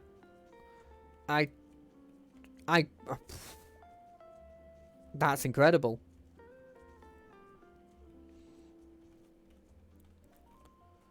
But yeah, I think I'd have a lot of problems sort of trying out those kinds of things. Not problems, like, that's the wrong word possibly. Apprehensions about trying them out. I think in general I'd be a bit worried. But, I mean, it's a potential. It's a potential to look through them at the very least. Because I have looked through some of the bloodlines when it comes to Vampire the Masquerade. And they are very interesting. Like, there's lots of specifics to them that I like. Because it makes your character a bit more unique, right? Like, I think some of them, they have specifics in terms of, like, what blood they... of like what kind of person do they like to suck the blood of, and the sort of the higher up you get, and I mean, correct, I could be completely wrong when I'm talking about this stuff, because again, it's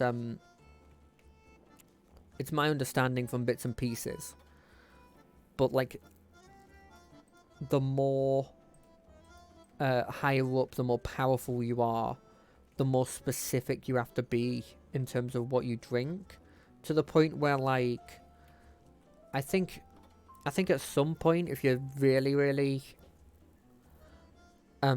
really powerful, I think you have to, like, drink the blood of other vampires to survive.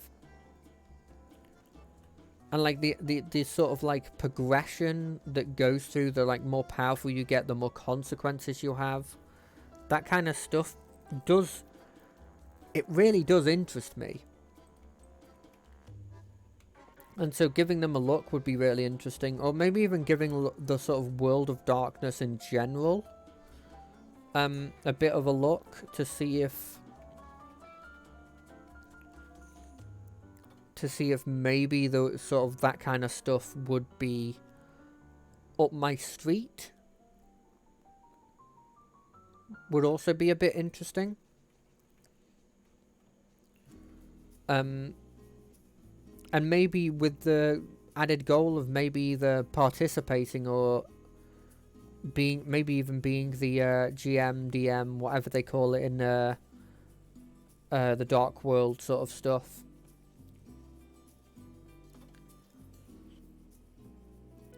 In like a game, maybe on stream, but realistically not on stream.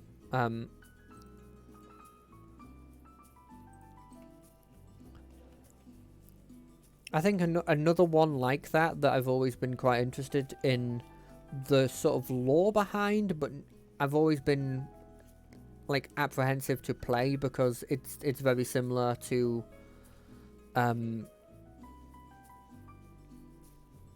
it's very similar in the sense of like it being quite heavily roleplay aspects of it is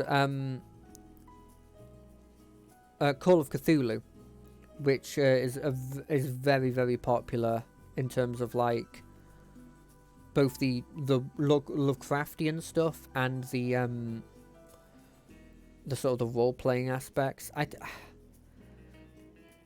I think with both that one and like the Vampire the Masquerade stuff, a lot of the time you are focusing on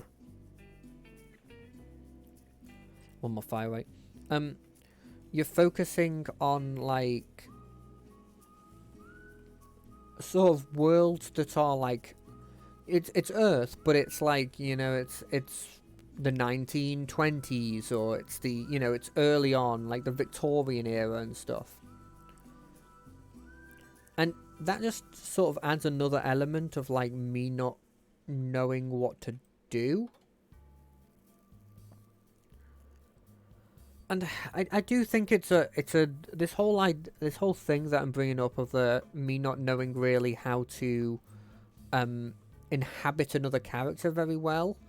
I think it's obviously it's a real problem with in general for me in sort of role playing things, to the point where I always feel like even in D&D, where I'm probably the best at sort of inhabiting a character, which isn't saying much, but I do think it's true.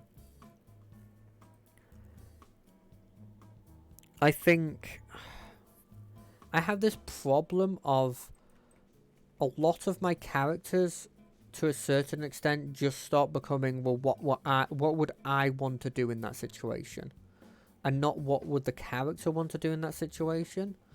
And it's made me lean towards more people that have like backstories that are very sort of like direct and to the point, and like have rules that they sort of stick by. So like, you know, your paladin makes an oath they all make an oath, and it's like they follow that oath, and if they don't follow that oath, they have a chance of losing their powers, right? And my sort of thing is, like, I love that kind of thing, because that gives me sort of a, what would my character do? Well, let's have a look at what their oath is. Or I very much like it where, I don't know if I like it, but I feel like it helps me get into the character a bit more if I sort of have, like, I guess, set principles that the person lives by. And I think it lessens what my character could be, in the sense that it means that I'm very hardline, like, should we do this? No. Like, there's no debating. And I do worry that it, to a certain extent, lessens what other people can do, and you know what I mean? Like, I don't want to be putting a stop to people being able to roleplay, right? And so when I have something like the very first character I ever made, which was Rogue Swashbuckler, who was we were in a world where, like, it was very much the kind of, like, there was prejudice. If you weren't part of this village, then people would be looking at you weirdly, right? There was a huge prejudice between, from village to village, city to city, country to country, because, you know, transportation wasn't there, and so most of the time the average person stayed in their village for their life, right? And I was very heavily going into the sort of, like, the religious, sort of inquisitor, but, like, look, I'm not going to sugarcoat it. The obvious, like, hatred for another race for no reason, right? For a character idea. And again, to a certain extent, that was because I was a bit scared of having the idea of a character without obvious sort of what's the word? Obvious, like, principles. And having them being like, well, you know, they play it by ear kind of thing. I was a bit scared to not have somebody, you know, to actually try and inhabit a character that didn't have hard rules. It's probably the best way I could put it.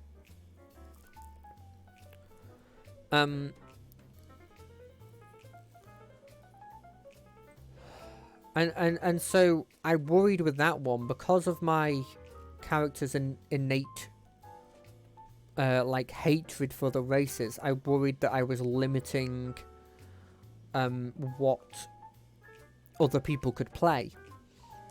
And I do think I was. I think it was pretty obvious. So I haven't done that ever again, but it's things like that. Obviously not to that extent, but the idea of, like, okay, well, I choose somebody who is good and has these sets of principles that he will never do. He'll never lie, he'll never steal, he'll never cheat, you know. That's his principles. And it's like, well, that kind of person's not going to stand when someone else does it. And so have I just now locked off, because of how hardline that character is, have I locked off people from playing anyone that does that kind of thing? And is it right for me to make those sort of, like, decisions where I've gone, well, I want to play this kind of character, and this kind of character would never associate with these kinds of characters, so good luck making those characters. And I don't know, it's something I have had to wrestle with a lot while playing role-playing stuff. And I think there's also an argument to say, like, I don't believe this technically, but devil's advocate, well, then, like, that's a dynamic, right? Oh, look, you have this rogue that lies and cheats and steals, and then you have this uptight paladin that doesn't believe in that, and, like, how are they going to work together? But I've found increasingly with my groups, and I don't think necessarily it's anyone's fault, but our group feels like a lot of the time in recent history, it feels like our group hasn't felt like there was any reason for them to be working together because of that. So it felt unrealistic. Like, okay, well, this person lies and cheats and steals, and this person is really hardline against that. Why are they together? Like, I understand having disagreements with the people you work with, but surely there's limits to that. And these people feel like they not just wouldn't associate normally and are put in a weird situation where they have to. They're other sides of the law, you know, like they should never associate with each other.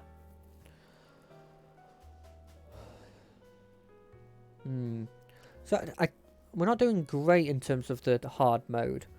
My thing is, if I do this again, because once I hit that 2-hour mark, I'll probably finish whatever game I'm playing at the moment and then end it there. But once we do this again, we'll try a different weapon, because we don't want to be just trying the same weapon again if we do this again. And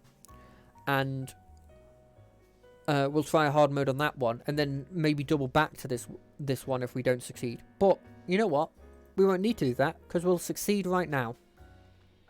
I'm putting it out into the world.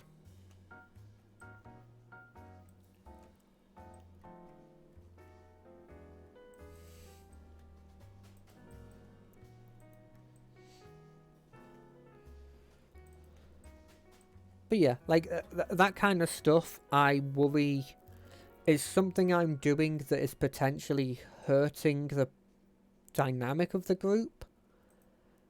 And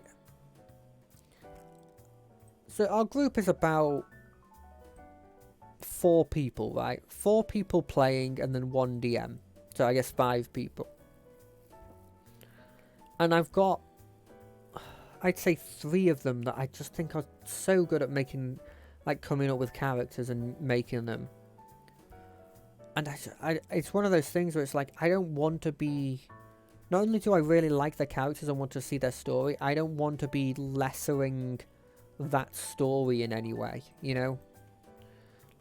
I don't really want to be the person holding them back. Like, there was a campaign that I did, it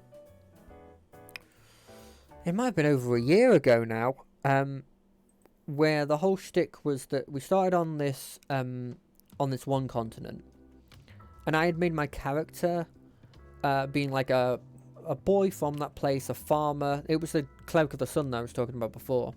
He was a farmer. He was a home boy. He had a community that he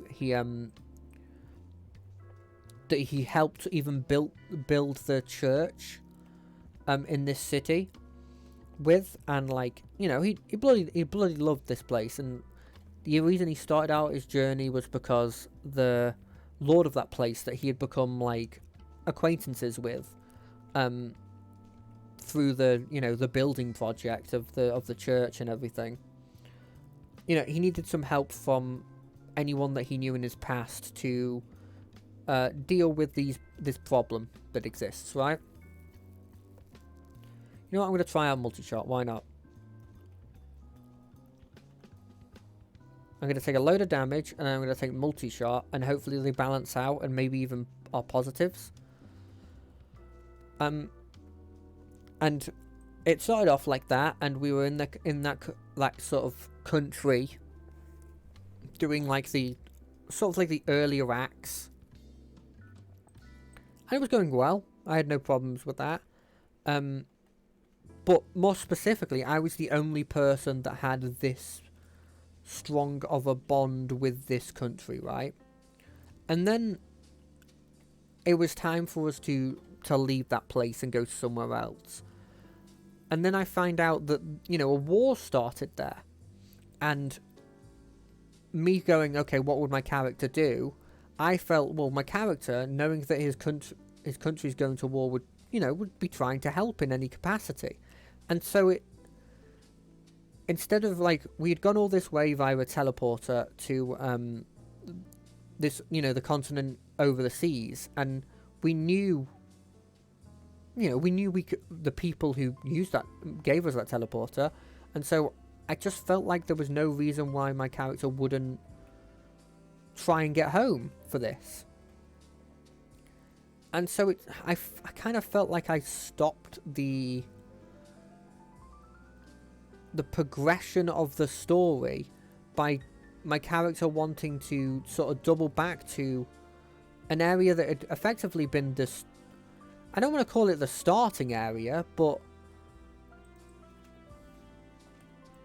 okay, well that didn't go well. I want to do another one. I don't care if it's hit 2 hours. I want to do another one. I'm not ending on that. Like, double back to this sort of like the starting area because a war was going on. And I feel like that whole campaign petered out, and I feel like I sort of was to blame in that aspect. Like, I don't know if I was the only person to blame, but I feel like I should take a decent part of it, because I think maybe the story would have been... It could have been more interesting if we had maybe ignored the war and instead decided to go with...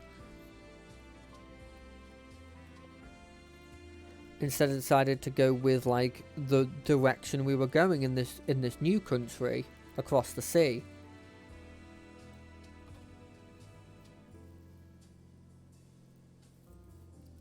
And I think that's another portion of like me worrying that because I make such characters with such like unbreakable strong like convictions and stuff, that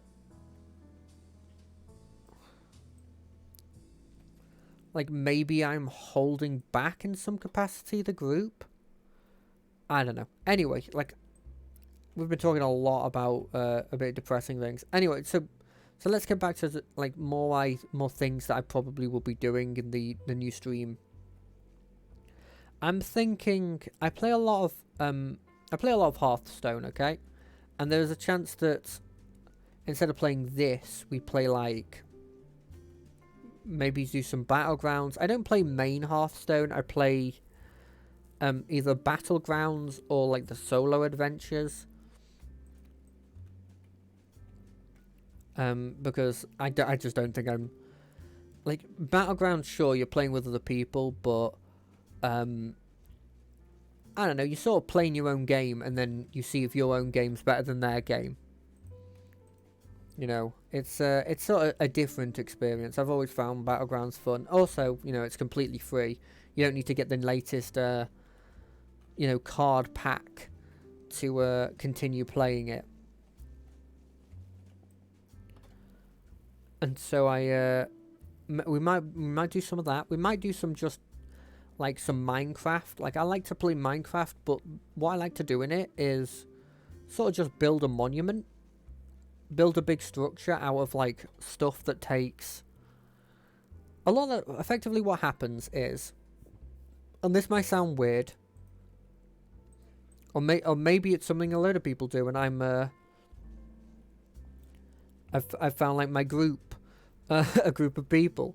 But what I do is I go into Minecraft.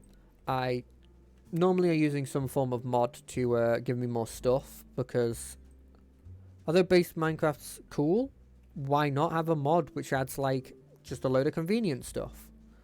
And what I do is, let me just take bullet damage. What I do with it is I set up a base, set up a structure in which I can like have food, get some plants, get some animals maybe, and have them like, have a steady supply of food. Make sure that I'm like self-sufficient. And then what I do is I start finding a kind of material that's easy to find, but maybe takes a bit of time to... maybe it takes a process to make. Like, for example, recently I did it, and Sure. I'm just taking fire stuff at this point. I've sort of turned off my brain. This time around, recently, I went self-sufficient, as I said before. And then I found a hill that had snow on it, so I was like, perfect. What I'm going to do now is I'm going to make the base of my... I'm going to put it on a hill, whatever monument I'm doing, and the base of it will be... the base of it will be snow blocks. So I'm going to pick up a load of snow using a shovel. Then I'm going to turn that snow into a block, and I'm going to cover a large area. I think I'm going to wait a bit before taking that. Cover a large area in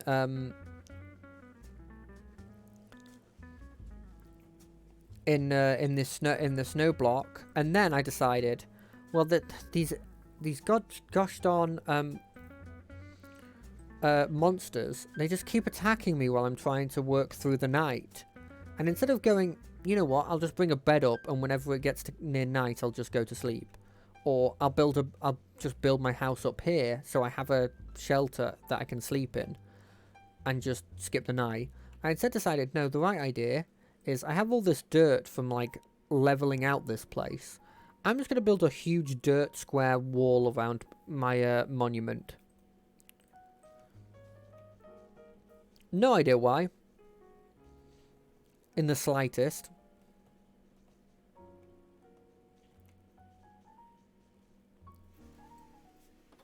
So yeah, I did that, and what can I say? I then started looking for the block for my monument, and I was like, okay, well, what do I have a lot of? Well, in the process of flattening out this place and generically mining for like a load of iron and stuff to, like, you know, have iron tools and iron armor so that I don't take a lot of damage, I've gotten a lot of cobblestone. So I had a look through all the different kinds of things you can make with cobblestone, and I saw that you could make...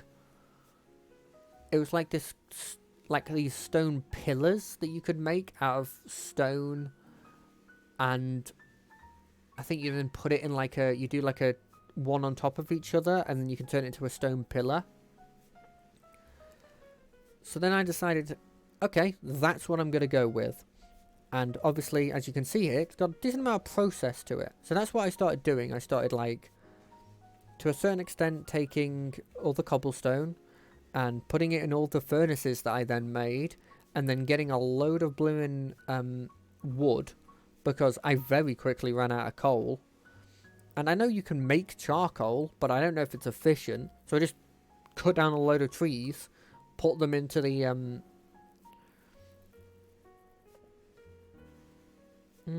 Nah, I'll take piercing. Took a load of trees, put them in the blooming the furnaces, and I had like 6 or 7 furnaces going on, and just decided that that's the block for my monument. By the way, at this point, I still don't know what the monument's going to be. I just know I'm building something big, and so I started that. And then I was like, okay, now that I have a decent amount of stuff, let's actually try and figure out what I'm going to make. And I decided, okay, what I'm going to do is I'm going to make a tower. That's all at this point. Bear in mind, I'm still at this point not figured out specifically what kind of tower, what kind of stuff I'm going to do. So I just start making a large rectangle using these objects I've got. Material I spent so much time making, and then I start making it smaller and then taller, and, you know, making the general like tower shape.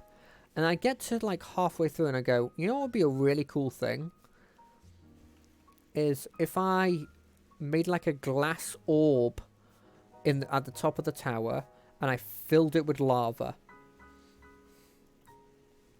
And so that's what I did. I went through Fifth enemy killed by a bullet explosion to wildfire. Not very useful. I'll take this. I went through the trouble of finding sand. Bearing in mind I'm in a snowy biome at this point, so sand is not exactly commonplace. Finding sand and then taking that sand, using all the furnaces that luckily I already had to smelt down all of the blimmin' sand into glass, and then taking all of that glass and then going through and bearing in mind if I make any mistake, it's like, well, I guess screw you, because you're gonna have to break that and make more glass. Because I'm not going through the whole process of enchanting silk touch on anything.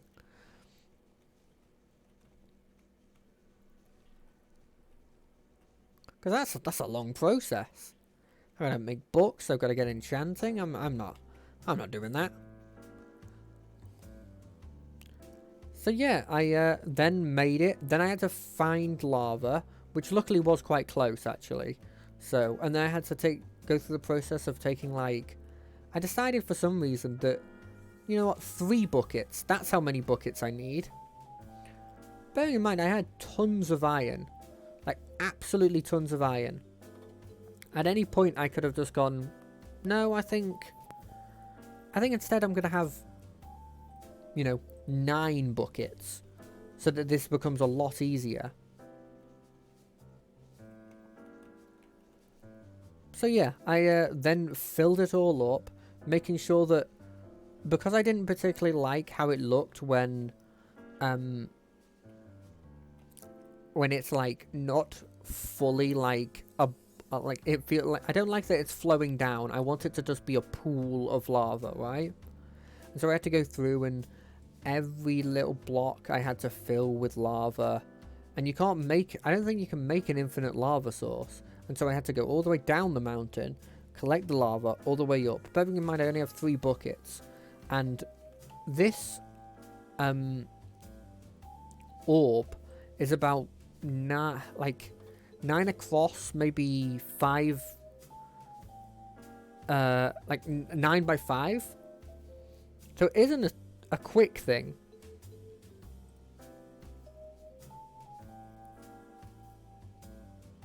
The bullet power isn't huge, but I'll take it. So yeah, weirdly, that's just something I like to do, and maybe I'll start a project on the stream of just me building a monument in Minecraft and just going, sure, like, just going through the process. We'll see. I mean, it's all just up in the air at the moment. It's just ideas at the moment. And I'm sure, frick, I'm making mistakes. I'm making so much mistakes. Because these dudes go slightly faster, and so I'm like, I don't have nearly as much time, and they don't die as fast for me to kill them. More bullet damage is decent. Hopefully I can kill these dudes faster. And I'm not completely sure if, like, the fire rate to damage is the is good.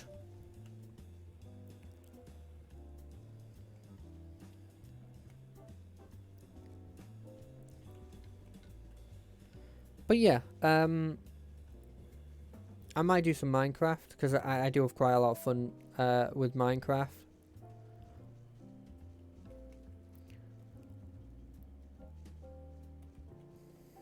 Like, it literally can be anything.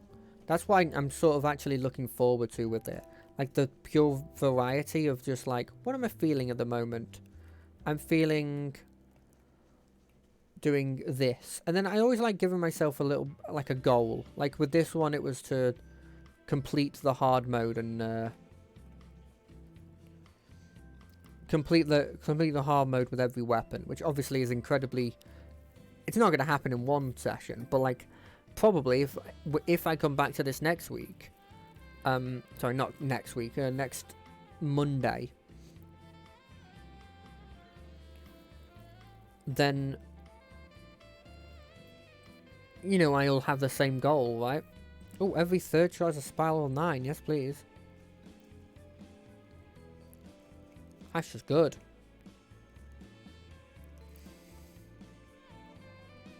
I literally have, like, a goal there. Like, if I did Battlegrounds, I don't know, maybe the goal would be, like, get 5 top 4s or something, you know. The thing is, and to a certain extent this is true in almost all games, I have a severe problem in that game of I find like a minion type and I'm like, perfect, that's my minion type, and I stick to it, even when realistically, with what I see in like the I don't know what you'd call it, like I guess there's a bartender there, so that in the tavern, I realistically, from what I see in the tavern, I should like go a completely different way than I'm normally going.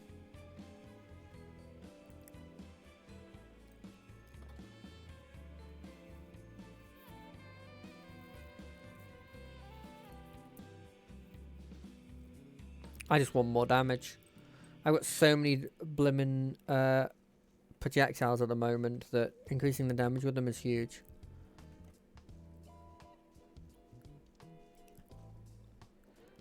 But yeah, like I